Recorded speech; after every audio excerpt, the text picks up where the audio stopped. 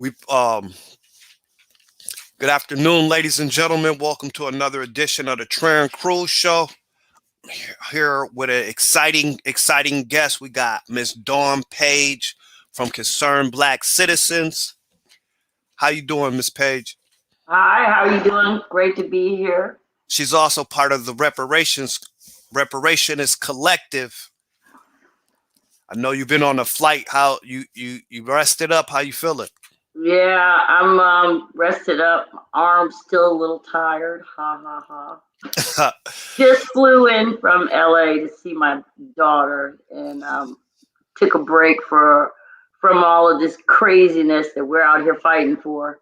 No doubt, man. Take care of home a little. You know how it can be. Get sidetracked and obsessed with the work.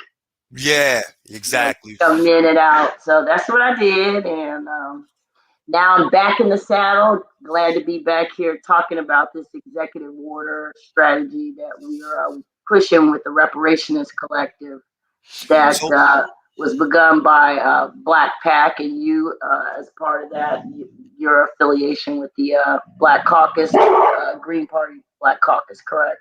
yes, ma'am. Yeah. So what is this executive order? So the executive order, just to give some background, um, the legislative process has definitely not been productive for us. For instance, we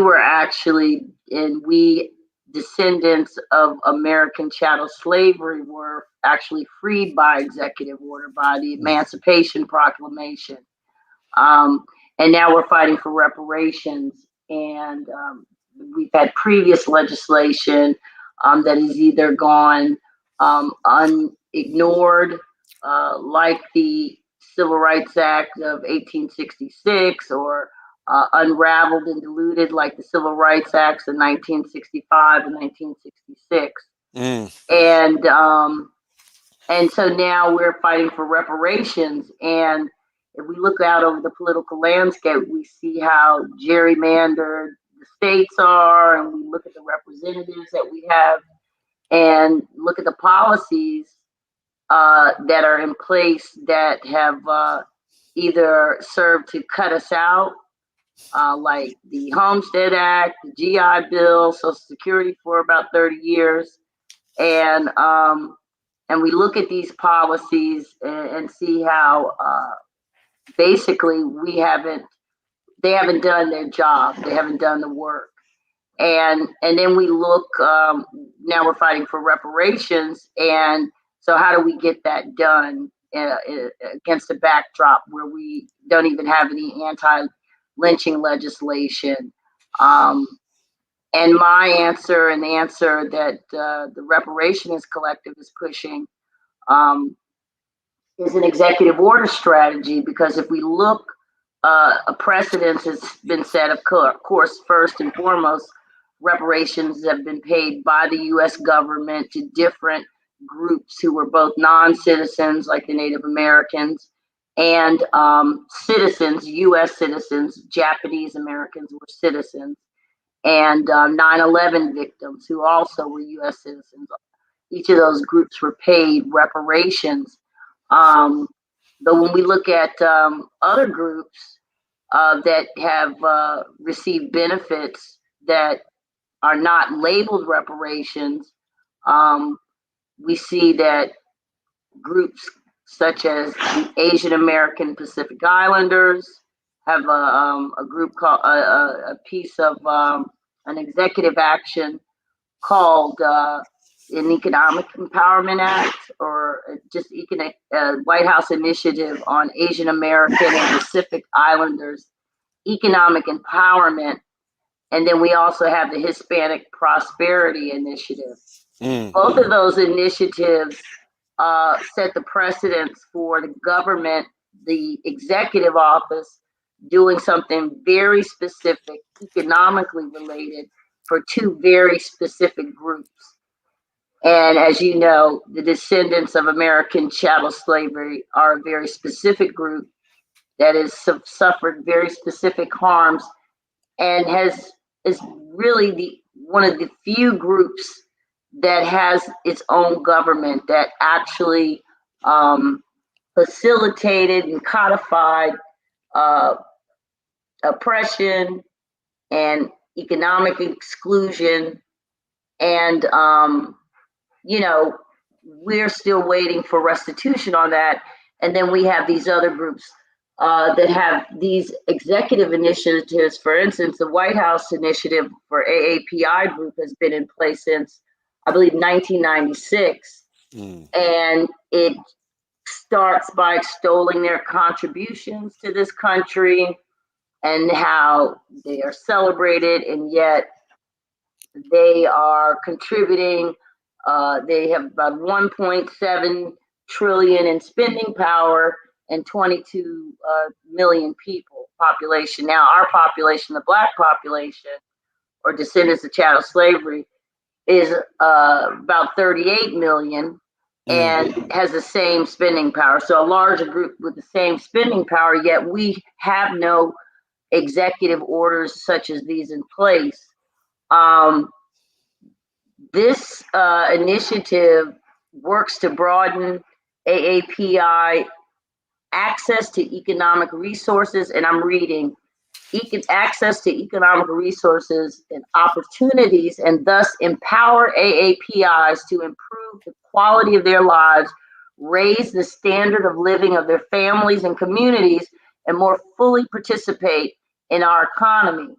And so what this did is it established co-chairs, the Secretary of Commerce and Transportation, to guide the initiative. And then you had the Advisory Commission.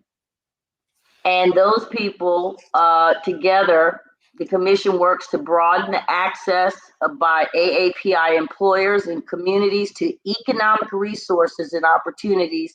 Additionally, the commission works to advance relevant evidence-based research, data collection, and analysis for AAPI populations, subpopulations, and businesses. It further goes on to establish that the heads of each of the executive branch departments, agencies, and officials shall designate the senior federal officials who will serve as their representatives on the initiative. So they set up an interagency work group, but not only that, in addition, this executive order then sets up a regional network comprised of over 300 members in 10 federal aid regions, representing more than 30 federal agencies. And this RN seeks to build relationships between the federal government and the AAPI community by coordinating outreach and engagement efforts across regional offices. So now that's just the beginning. So what that is essentially, what that's turned into is the Office of New Americans, and I would encourage your audience to Google Office of New Americans. It basically was established by Bush, the task force on New Americans. So when you hear the term New Americans, it actually means something like we went from being American Negroes to color to Black to minorities, and now we're BIPOC or people of color. Same with that terminology. New Americans, the Office of New Americans is the manifestation of that. And those offices exist. And if you recall, there was an agency called the Freedmen's Bureau. Right. That is basically a law that's still on the books and has been dismantled. And basically all of those resources, my position have been diverted out of our community or opportunistically preyed upon, but I believe that those resources rightfully belong or to our community. And at the bare minimum, that should be our work as we move into the 20th century, to access those resources, redirect them back to our community. And long story short, all of those, that type of framework is encapsulated in the 6 demands that concern Black Americans drafted, and we are now pushing that as a group, as a collective, grassroots organizations under the Reparations Collective, these 6 demands. And as I've just laid out with the AAPI group, the executive branch has the power to do all of the things on our executive list of demands, and the top one being a presidential commission on reparations, which essentially is what this AAPI economic empowerment is, and the Hispanic prosperity initiatives. Please look all 3 of those up, and you'll see that the precedence has already been set. So there can't be any pushback. Oh, we can't do anything race specific. That's not true, and this is lineage based. What's lineage for people who don't know? Lineage, in this case, in the reparations, we're fighting for those Black Americans that are directly tied to U.S. chattel slavery, and their descendants, and essentially all Black Americans as of 1870 who are on the census are freedmen, U.S. freedmen, and we are fighting for reparations for their descendants. For reparations is also for redlining, for Jim Crow, for the drug war and mass incarceration. No, all of the atrocities are what we're seeking retribution for.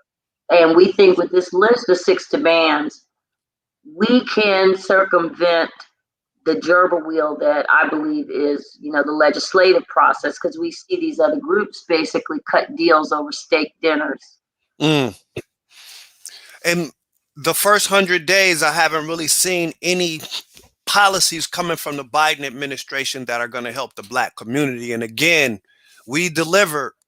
Now we're here to collect, but they're not answering the phone.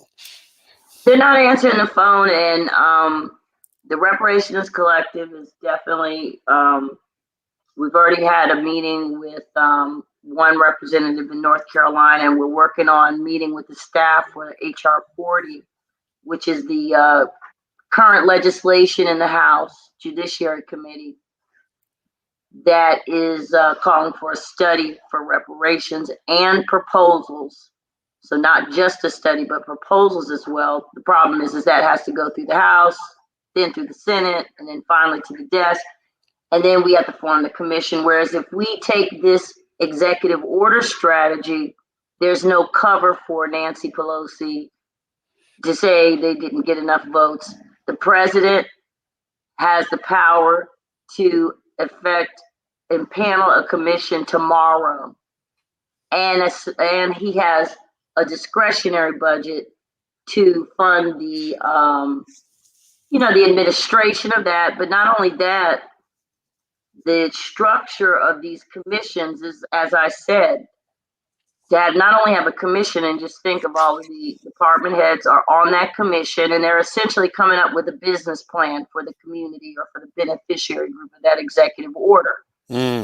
Now, yes, people will push back and say, oh, well, that expires in 2 years. But yes, so did the one that was the first put in place for AAPI back in 1996. And here it is 2021. Trump signed it. Obama signed it. Trump signed. Every president, Republican and Democrat, have signed, re-signed these executive orders. But as I said, the commission is writing the business. So just think of them as the executive team.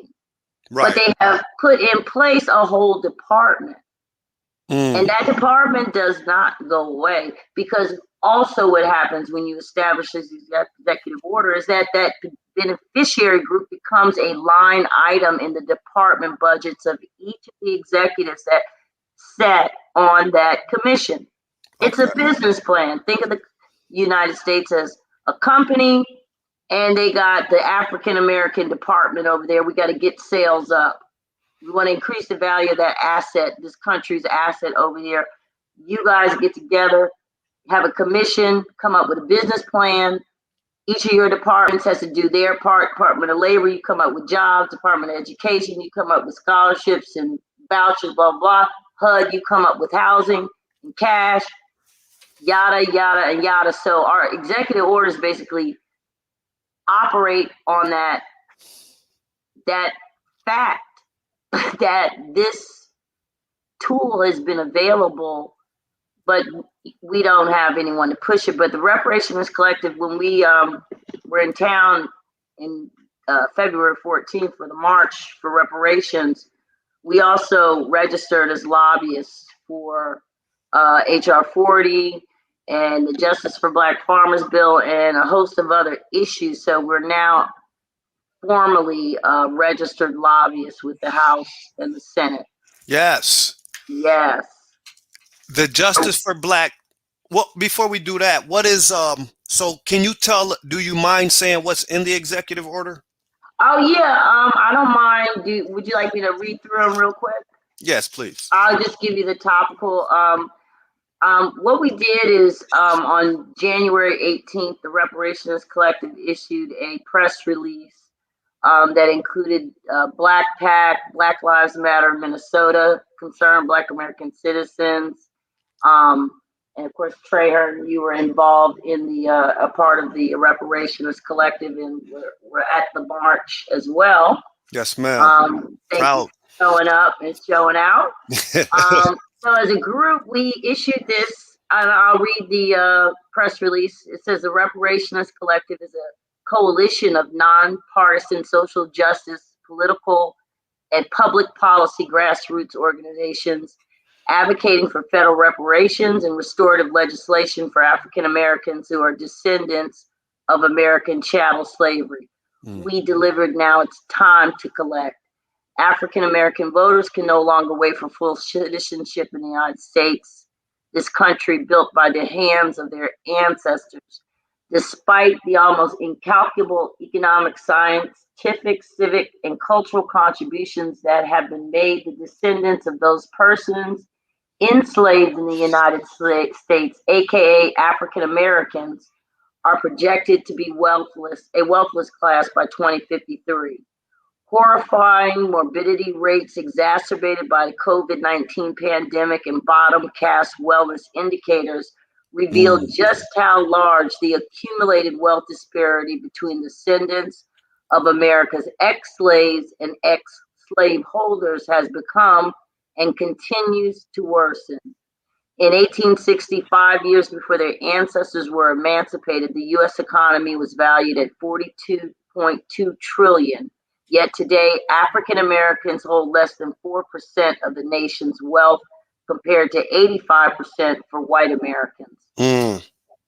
Black voters must be prepared to withhold the vote from all political candidates and parties that fail to support pure reparations, which would include direct cash payments and an agenda specifically for African Americans. Biden risked losing Democratic control of the U.S. House of Representatives in 2022. He fails to execute any meaningful gains for African American citizens, including but not limited to our current list of demands. Given that his Democratic Party controls all three branches. Stop, I'm on the radio, wait. Shut up. I'm sorry about that. Okay. Given that his Democratic Party controls all three branches of government, President Biden has absolutely no room for cover. The Reparations Collective plans to organize the African American community and like-minded reparationists across the nation and African diaspora to call on President-elect Biden to execute these orders within the next 100 days. So the first is to establish a presidential commission on African American reparations to eliminate the lineage wealth gap. The commission will produce a report with legislative proposals for Congress within 12 months of its impaneling.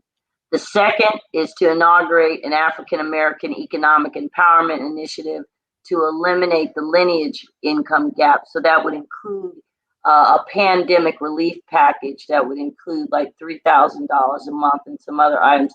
You can go to my website and see the list. The third is a call for a retroactive GI Bill for Black American descendants of U.S. chattel slavery and their heirs. a call for a U.S. Census designation and protected class status, an executive call to enforce the protected class status, Mm. and an executive action against police lynchings that would end qualified immunity and charge a cost of police misconduct settlements to police pension funds. So that is basically our list of demands. All of those are within the powers of the president's office and the executives that would sit on that panel. And we just think that that is a superior policy, obviously, because, as he said, there's no cover for that. Right. Exactly. The president that we helped elected, that we voted for over like 90%, can Exactly. sign that order. Precisely. And what we see, though, is since he's been in office, he's done everything for every other group. And pushback has been that, we are, that they can't, you can't do anything race specific, or, everybody's hurting. Right. But everybody else, other groups, it seems like he's doing stuff for other groups. And some of what you were just talking about before is proof of that. Exactly. Exactly. Because he himself signed that AAPI group executive order. Yep. And there were some other bills he signed that I were like, wow, Can you hear me? Yeah, I can hear you. Can you hear me? Yeah, that's why I say you did hear me when I was yelling at my son. Oh, that was good though. You just parent and right. It's all right. We got to do that. And See, if you can edit that out, I would appreciate it. All right. He yeah. It's disappointing to know that black people were the one to get Joe Biden in office, and we're almost past his 100 days, and he still hasn't done anything for us. So how is does the Congressional Black Caucus come into play at all with the executive order? Or is there anything they could do to? The work is to get them involved, so it can't be just, social media as lobbyists. That's, trying to pivot, elevate, still as part of a grassroots, framework. But usually you have different groups or organizations who have lobbyists, and they pay their lobbyists to go and say, we want clean air. I want you to go and talk to XYZ person. Of course, we don't have that. And Right. that is the direction that we have to go. We have to do multiple things. And one of them is to have meetings with politicians, actually let them know what it is we are demanding, because they'll always tell you, they think they're doing good, or what is it they want. You want this talk often about people coming before them being frustrated, but not really having a list, not really saying exactly what it is they want. So that's what Not having to ask as well. not having an ask at all, or a well articulated one. So we're working on a meeting with as I You said, ain't got to tell us right now who you. well, yeah, I guess but it's their duty. I mean, it is their duty to meet the House of Representatives. I mean, it's their duty to meet with that is part of their job description. Yup. It definitely is. And did you get to see the HR 40 hearing? Yes, I did. And just what were your thoughts on that? I just thought it was a very lame. I shouldn't say lame. It wasn't planned. If, for instance, I would look at that like I had a deal to close. And if I was pro reparations and part of the pro reparations team, I would have been somewhere for a couple of days practicing the pitch. And it would have been some PowerPoint presentations or something going on, and not just a printout. I was appalled by that lack of effort put into that, the lack of hard facts. The Senate had just released a report with all the data that you could have wanted. They could have slapped back every clapback. Herschel Walker could have been Larry Elder. Just buried. So could the other coon that was on there. So the point is that you just see that they're just not serious about it. And if I was doing it, I used to be in an investment business and have to go after, clients. Uh, you basically have to win the business, so to speak. You got to close the deal. You got to Right. state the case, and just the wealth of resources that was available to them. That thing, their present. It should have been a presentation. It should have been a 5-person presentation. They should have split it into different parts.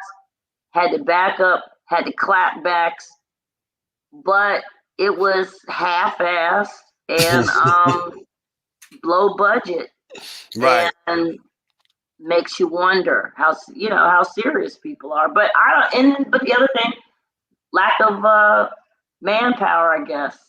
They just haven't been able to. Um, the organization in the background just haven't. Or I don't know what their goal is. I mean, maybe that's it. Maybe this is just to keep us busy until 2022. Well, and Which needs to be so back to the executive order strategy. We don't have time for them to say, "Oh yeah, well next month we're going to vote it out of committee." Oh well, yeah, well we're trying to. No, Joe Biden can do it tomorrow. exactly. And they could bring it to a vote. People act like it has like they Exactly, they can bring that to a vote immediately. And I look to the AAPI caucus. I look to the Hispanic caucus, the Jewish caucus. Why do we not have 100% support for those caucuses when the Congressional Black Caucus supports all of their measures? well, 100%, 100% unanimous consent on their issues. So the fact is that even the caucus is not using their power. If you have a 58 block vote, you do like Joe Manchin. I'm not voting for anything until HR 40 passes, but they're not here that's for how that. and that's how we should be. And I don't think we've had that in a long time. So I think we're making progress with it, and we can't get mad at ourselves because we just started thinking like Right, this right, right, right. And over the that's with last the couple years. Reparations Collective. Yeah, so that when you ask how they figure in to bring it back to that, I hope to meet with Joyce Beatty, the new president or the new chair of the Congressional Black Caucus. I hope to meet with her and present these demands. I hope to be able to find a way to get in front of Joe Biden or Susan Rice, the director of domestic policy. She would be one because of her position who would be on a presidential commission. Mm. So you know, that's the way it's done. That's the way these things are done. And like I said, those so quote unquote temporary and can be overturned by the next president. Once those agencies are established, they don't go away. And that's the Freedmen's Bureau. That's what, or the Department of African American Affairs. So it's very possible Biden can establish a new Freedmen's Bureau or whatever we choose to call it. Wow. We're at the half hour point. Next week, if we're gonna have a roundtable panel, and I'd like to have you be on that, and I actually like for you to come talk to the Green Party National Black Caucus about this executive order, and then what it would look like at the local level if you ever got around to thinking about that yet. Okay. Okay. I would love to do that. Okay, so thank you so much for. Oh, before you go, if people need to get in touch with you, what's the site for the CBs and You the get concerned reparations American citizens, you can go to CBAC, that's CBAC? CBACUSA.org, and you can find the executive summary of the listed demands.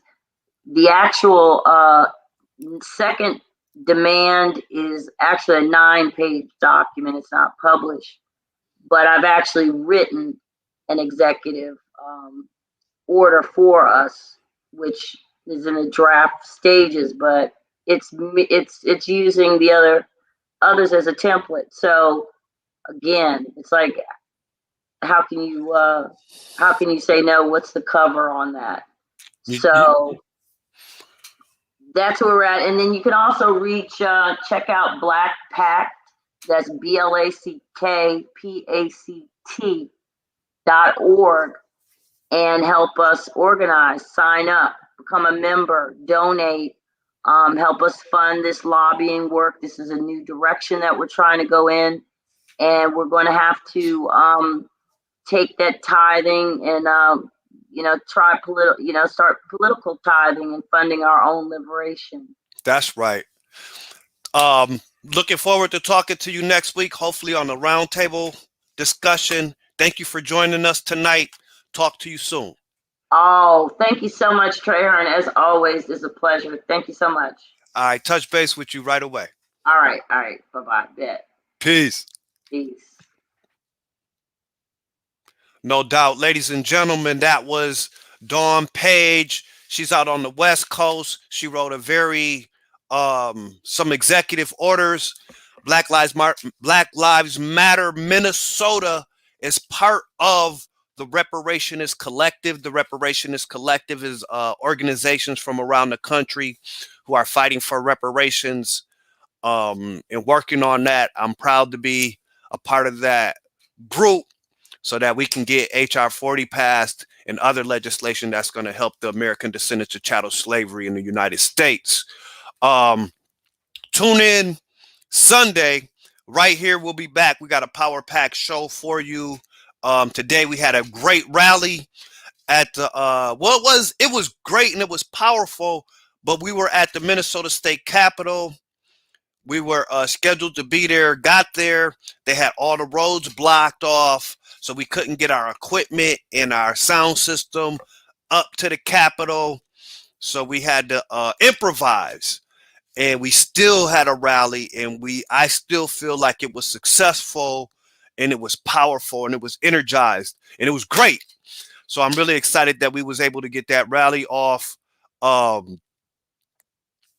Tomorrow